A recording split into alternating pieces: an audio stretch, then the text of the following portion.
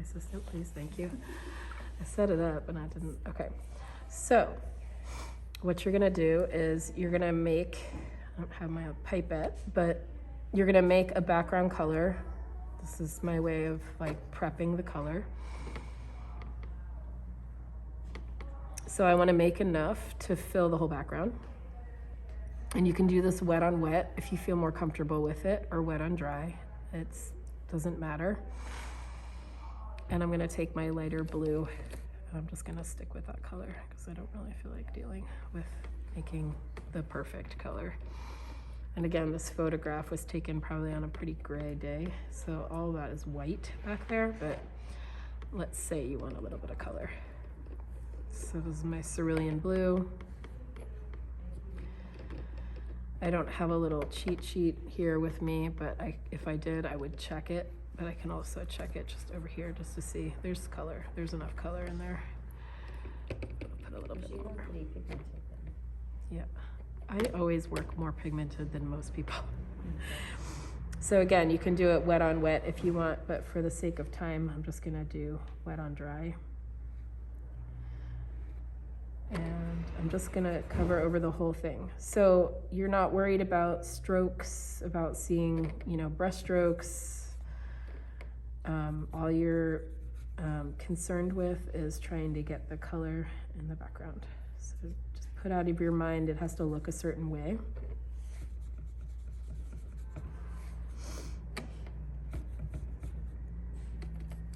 And remember how I went back and forth, so I'll try to do that again to give you that idea. So meaning I'm gonna go from this side to this side so that nothing dries. But don't worry if it dries and leaves a line, because you're gonna paint many layers over it and you're not gonna see that original line. So I wouldn't worry too much about it. This is where I rotate my paper.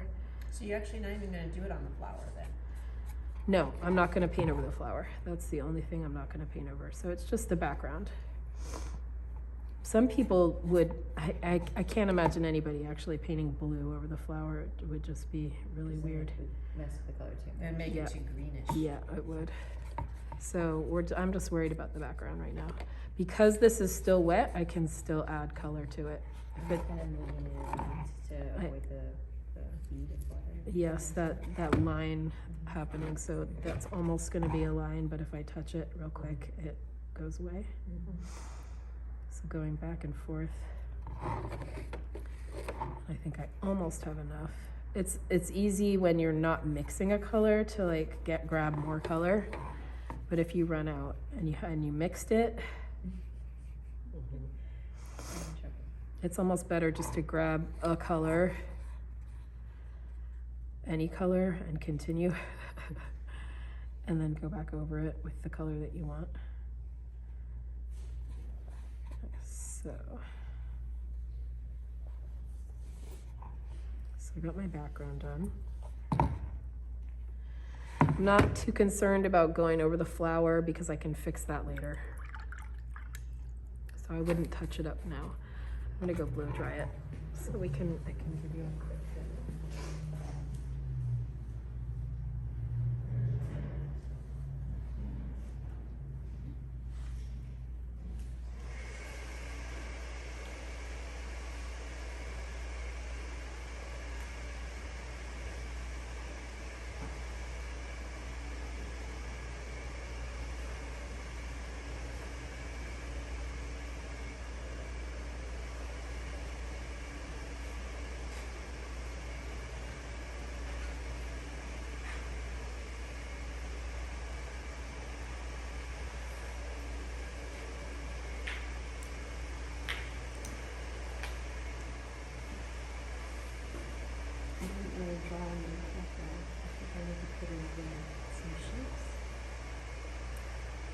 Just be abstract. Yeah. I did the cellophane thing on my one from last week. I actually like the way it comes really good. It makes it look leaf-like. So you can play with that back. Yep.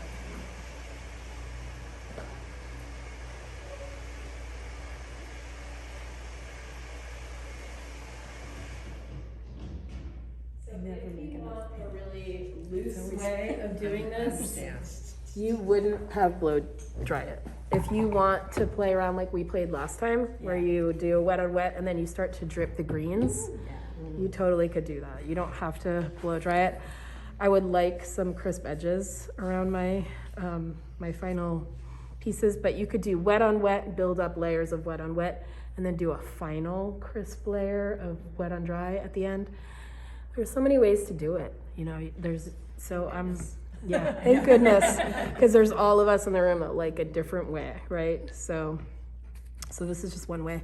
This is what happens when you blow dry it when it's too wet, but I'm okay with that because that right there is going to be a color anyway that goes over it.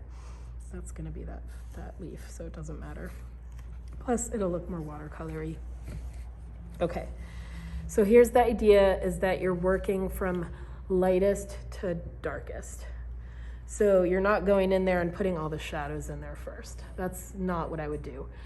Again, that doesn't mean that you can't do that, but I want to just show you one way of building up slowly, layer by layer. So I would pick kind of, how do I describe this the best? I would start to pick out like maybe a mid-tone green and start to like add those colors. Like this one's really light, so I think maybe I'll start with the lightest. And I didn't use Frisket masking fluid for these veins, but you could, you totally could. So I'm gonna have to paint around them. So that's one way I can show you how to paint around them. I didn't even draw them in. So Could you just forget about them? you could totally just forget about them. You don't have to, remember, you don't have to do it realistically. And again, I feel like this kind of painting might take me 12, 13, 14, 18 hours to do. And for me to try to show you how to do it in an hour and a half is like kind of silly, but it's what we got. So we're going with it. So I just use both of my greens. You can use whatever colors you want. I'm gonna add a little bit of blue. And when I'm using that little amount of color with those, I don't really clean off my brush in between the blues and the greens because there's barely any color on it. And then I'm gonna add a little bit of brown. I'm just trying to mute out the color a little bit because it just feels too bright if I use those colors. But if you're like really bright colors, go for it.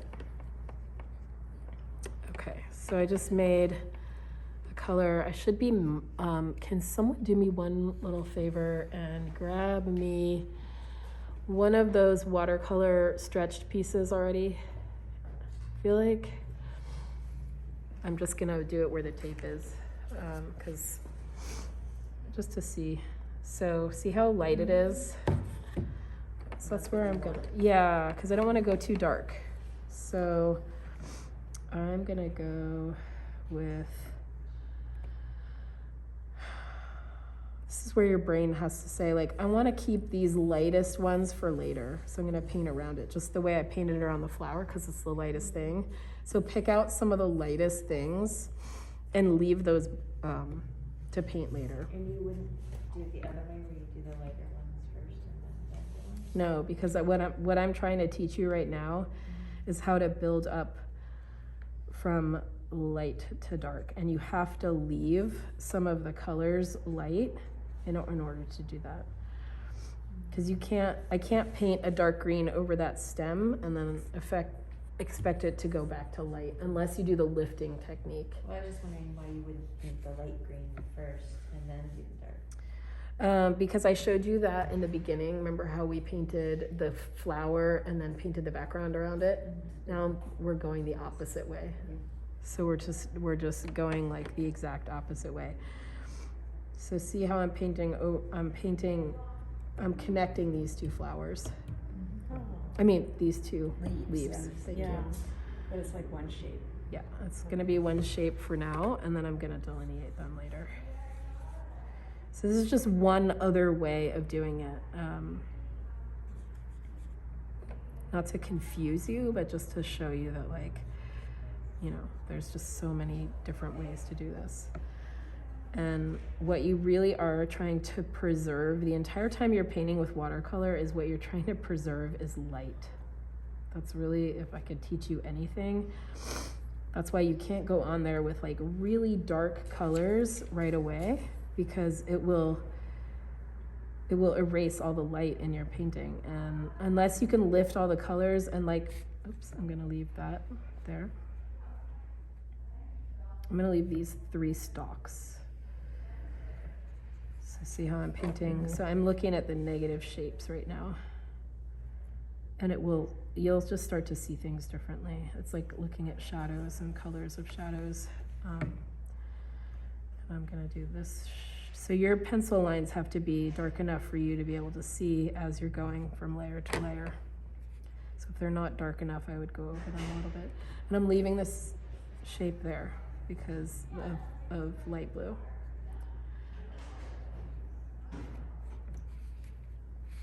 And I'm gonna go like this. All the stalks and maybe even that too, because that's really light. Or I could just, since I'm using a light enough color, I could go over that. It's a shape kind of pattern thing. And I'm just trying to leave all the light there.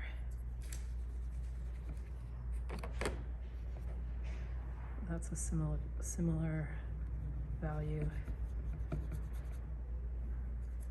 See how I'm taking that little bead and I'm kind of pulling it down? Otherwise, it will end up staining that part of the paper darker. So I caught that in time. If you don't see it, it will just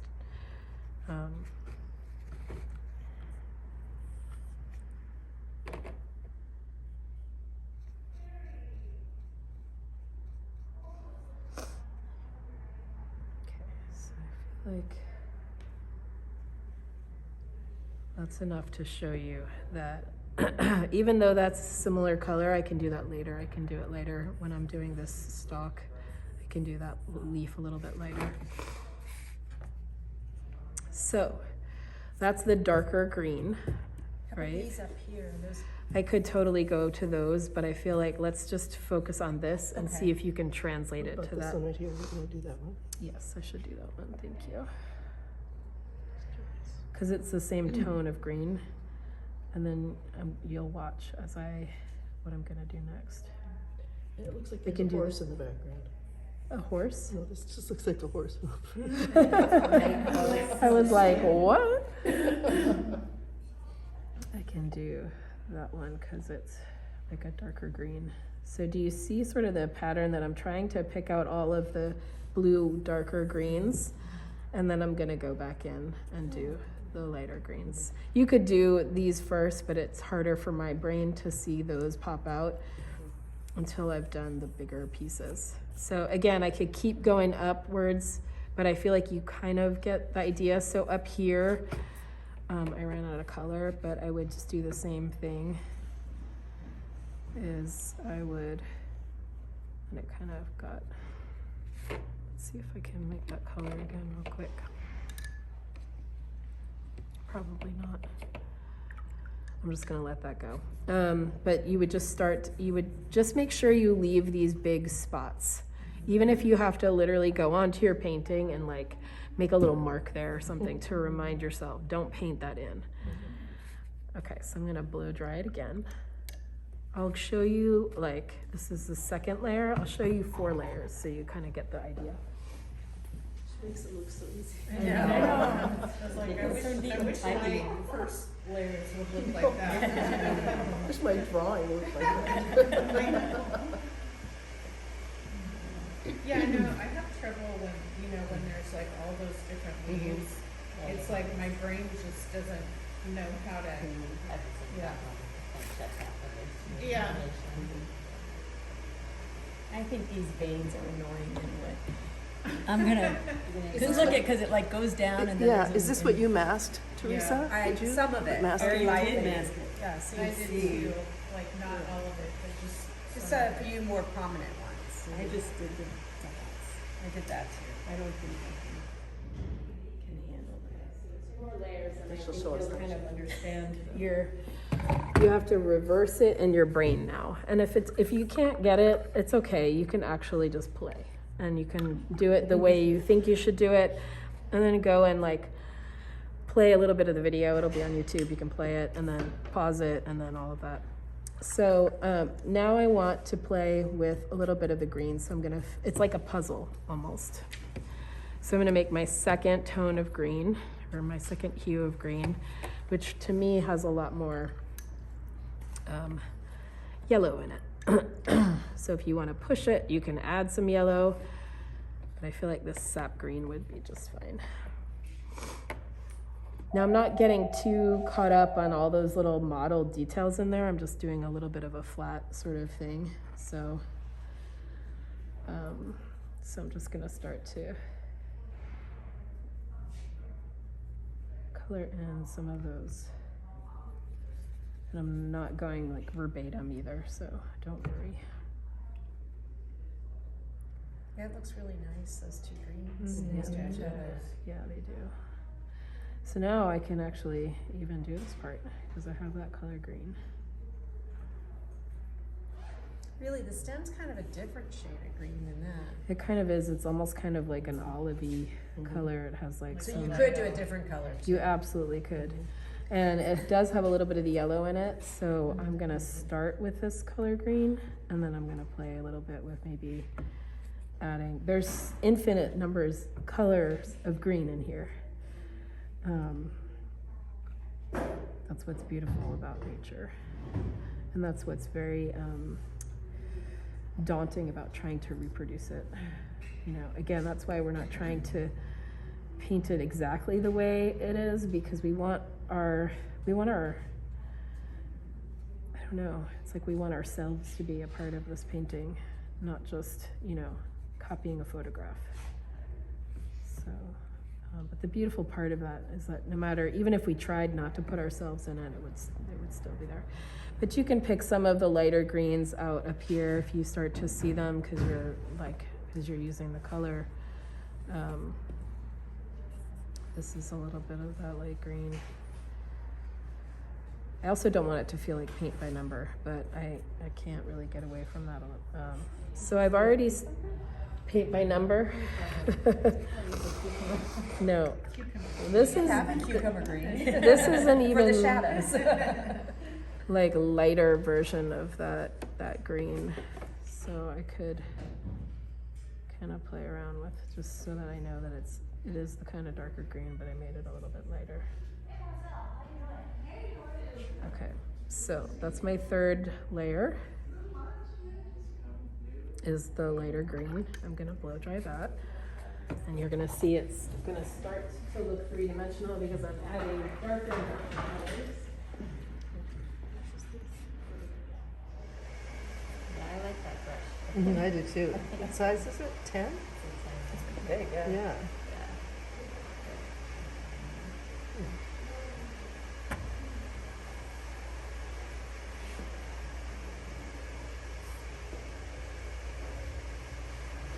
Is that the low Cornell? Low Cornell, yeah. See that I'm not blow drying it that long because They don't sell it's pretty hot. Oh, they don't. I mean, somebody might be able to find them on it. I Etsy. tried to find Oh, you did? I was more just curious about the size you were using. Oh, but yeah, this is number a 10. Yeah. But a number 10, and don't let it fool you, because a number 10 in another round brush is not going to have that point. You're just looking for a point. So you're wandering around the brush section until you find watercolor brushes that have a point. And then you can play around with sizes from there. But that one had nice spring. I know it does have really nice spring. There was somebody in my beginner class on that's Wednesday nights who was using a brush that once you put paint on it stayed like that, and he was painting with it, and I was like, that's so painful. Like, try one of my brushes. They're only $10. Like, get one with spring. You can't paint with a, I don't know why they even make those. Like, Hey Jennifer, are we Yes. gonna do the beginner class again? yes, it's the next semester. It's in 2 weeks it starts. And do you like? We go into over- technique, like different Yes. strokes and stuff? Yes, Okay. yes. we do the salt and we do all the fun stuff, and then we start to paint objects. We do like a piece of fruit, and like tonight we're doing the peacock feathers. So just like a little bit different. So, okay. So now I want to do the darker color. And I could probably, I'll just start. And again, you can use the same color that you created before if you create an abundance of it, but you can also just continue mixing your colors, because as you're already noticing while I'm painting, you're seeing all these shades of green come up with like browns or blues, or so you don't have to get the exact same color. We're seeing so many colors of green in nature. It's like amazing. And I love the sunflowers seem to have a little bit more blue-green shades to it. So now I'm mixing. So see how I'm adding color to it, paint to it, so that each layer I'm adding a little bit more. You can do it the other way, but it will take you twice or 3 times longer. So that's what I try to do is, so I'm gonna start and I'm gonna show you how to paint around a little vein, because see that little vein going down there? I didn't use masking fluid. If I was using masking fluid, I'd just paint right over the shape and it would show up later, but I didn't, so that's okay.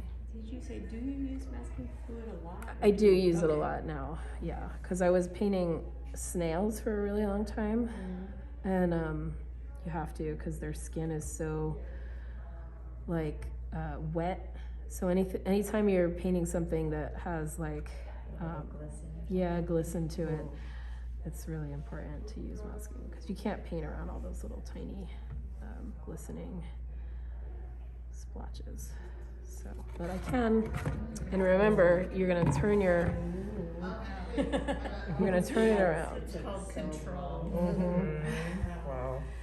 It's called not a lot of coffee and a lot of practice, because I find that when I drink too much coffee, my hands shake. So I'm like, no, trying not to do that.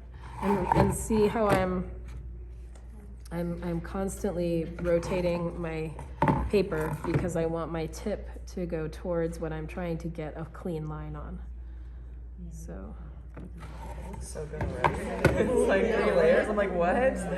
yeah, so Amazing. Swirling around and. what's that? Sounds like a Titanic. I was thinking, I'm doing it, the water's like gushing around and you've got like the. I don't use a lot of water. I just don't. That's one big thing that I am a proponent of. I just don't use. I don't. It's watercolor, but I don't use a lot of water. Again, so we're picking out all of the darker spots, and we're trying to. And I can get that little vein in there later. And remember, you can always do the lifting technique at some point. Especially with greens, I find that greens aren't those automatic, the colors that automatically stain the paper so deeply that Unless you you can't. use phyllo. Oh, yeah, That that is is, the problem. yeah. So these are very similar, so, but this one's darker. So I'm gonna paint both of them. And then my last layer. So always the last thing that I do is add the shadows and add the darkest colors, because again, if I'm painting, especially in this way, then I want to preserve the light. So constantly, and I'm not trying to like match exactly. Okay, so does everybody kind of understand a little bit? It might take your brain a couple minutes while you're painting to like understand, but you're trying to block out the lightest colors first and then go in reverse, the way that you're thinking if you used oil paint, where you would, maybe start with dark areas and then go lighter. It's always, and so even with this one, but this one's a different color green. It's got more of this color in it, so I can kind of play around again with the different shades. I used green and brown. So if you paint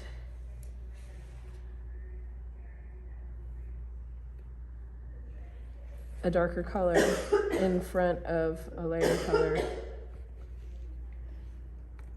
that lighter color is gonna pop. And you wanna keep going darker and darker and darker and darker and darker until these would be the last shapes that I would paint, the darkest ones on here. And if you add those in, even if they don't look exactly like that, if you add that in, like even if you add it in a different spot, it starts to pop. It gives it dimension. It gives it it gives it life, I feel like. And again, the problem with painting from a two-dimensional image to a two-dimensional piece of paper is that it's still gonna look very two-dimensional.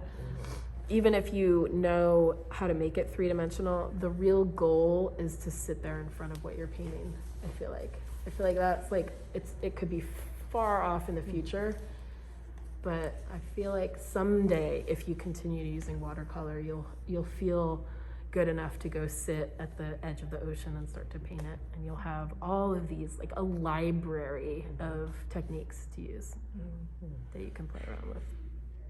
And this is just one of them.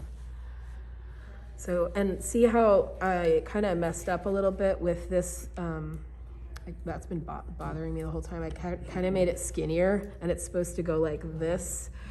So that's a rookie mistake that I made even 30 years in. So what I can do is just put a little bit of water on my brush, because I know that's how I love sunflowers. But I know that's how the stems go. They're small, and then they go bigger as they go towards the flowers. So you can easily lift it and make it. And if you can't, get the Mr. Clean. It comes in those thick ones, and it comes in thin sheets too. Oh, I haven't seen it then. I just got Yeah. a box of them, so Yeah. I should have brought them to class. Yeah. So see how I fixed that? Like I just I caught it, and I'm like, that's bugging me. And so just take a little bit of water, make sure it doesn't pour out of your brush, because you don't want to mess up that whole shape. But and then look pretty straight in the photo though, doesn't it? it sort of looks Oh, straight, it's but a there's slight there's actually a skinny there might be a thinner, I see. I don't know what that worry part of, don't worry about it, no. But once you start, so I would say like build up as many layers as you want. You don't have to get the background finished 100%. You can work back and forth now. Like if you're like, oh my God, I'm tired of all the greens, then you just make sure it's all dry, and then you can start a similar process with these. And the way I would do it, if you want to, next week we're gonna go into the flower, but if you're really interested, you can start with a really light yellow and then build up the same way you're building up with this. And play around with the masking fluid, since we have it here.